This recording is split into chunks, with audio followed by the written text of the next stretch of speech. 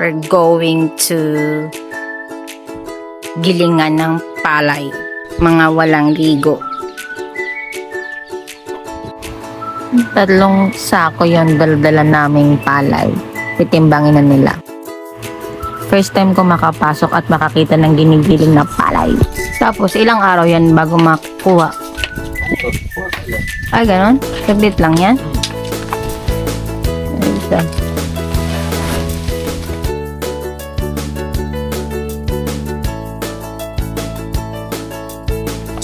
How many kilos?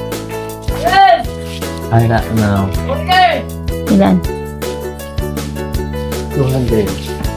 100. Tapos dyan na ipapasok. Oo. Ito mga ano yan. Alay. Na hindi pa na ano. Kasi. Stock lang. Saka na pag medyo mahal na yung palay, saka na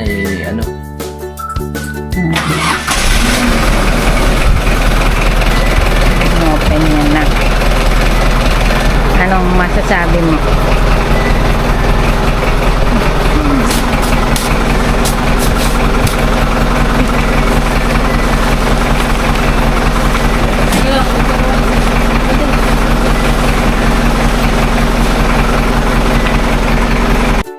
Bata pa lang, batak na sa trabaho.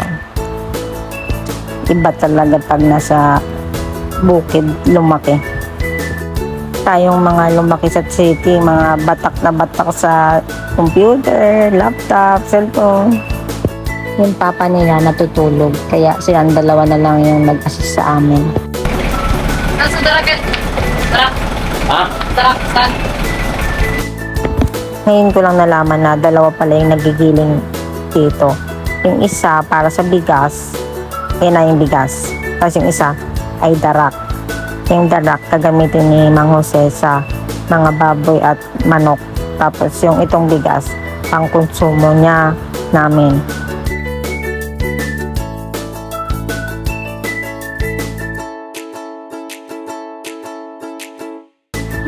Ngayon ko lang din nalaman na ginaganyan pala yan, binabrush-brush. Tapos yung medyo yung mga lumilipad sa bigas, medyo makati siya. At nakakatching. Nakakabahing, hindi nakakahatching. Sa susunod, magtatanim din ako. Papakita ko sa inyo, nagtatanim ako, nakayuko, ganon. Pero hindi maghapon ha, mga mga 5 minutes lang. 5 minutes na nakayuko. Ano kanta na yan?